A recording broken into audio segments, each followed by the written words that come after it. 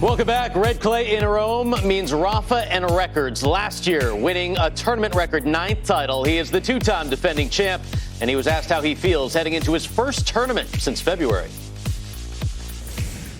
I didn't compete for the last 6 months. No, it's obvious that when to feel at your 100%, you need matches.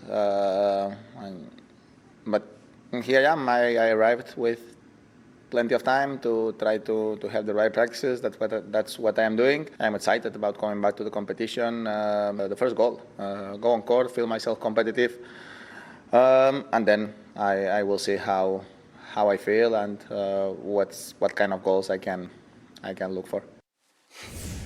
We never really worry about Rafa on clay at all. I mean, obviously, Rafa worries about Rafa, but comes in with no match play. What's the difference between doing that and all the players that have already competed? Yeah, look, I think it's tough because he's a player. For him, I think it's tougher than most because he's a player who doubts himself. He's less comfortable and confident compared to someone like Roger, let's say, who they have very similar records in general.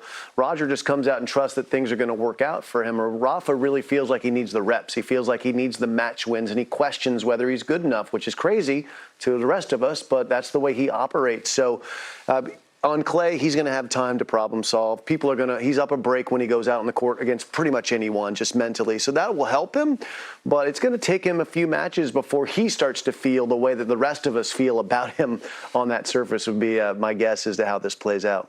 It took him a few tournaments last season to really get onto his A game on the clay. And during this whole pandemic and the shutdown, Rafa seemed to be, at least with his posts and the little we heard of him, the most affected by it, and saying he didn't feel comfortable going anywhere, he wasn't practicing, and that he really missed being able to see his friends and hug the people that he doesn't see every day. So it'll be interesting to see if he's able to bounce back right away and if he has that competitive spirit from the get-go. And I look forward to watching him play because he's the player we haven't seen at all. We haven't seen him. We've seen a few clips of him practicing at his academy, but that's about it. I mean, he's playing a guy who's coming in on a high. Yeah.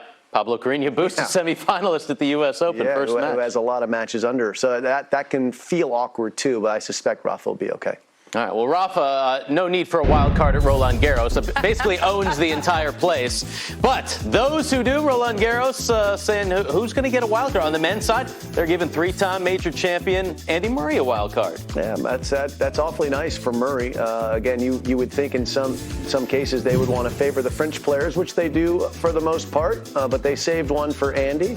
But you see a laundry list of French players getting in there. Antoine Wong, he played pretty well there last year as well. There's some names that I'm going to have to study up on. Arthur Rinderknecht, I'm not that familiar with, so we're going to get out the old computer and go to work before Paris. Played some college tennis. Lindsay, on the on the women's side, you've got Genie Bouchard. We were wondering, is she going to get a wild card into qualies? Straight to the main draw. Yeah, nice to see the FFT rewarding both Bouchard and also Svetlana Parankova. Parankova with the great run at the U.S. Open quarterfinal, her first tournament in 3 years. And Genie Bouchard with a run to the final in last week's tournament in Istanbul. She also played well in Prague. And let's not forget, a French Open semifinalist back in 2014.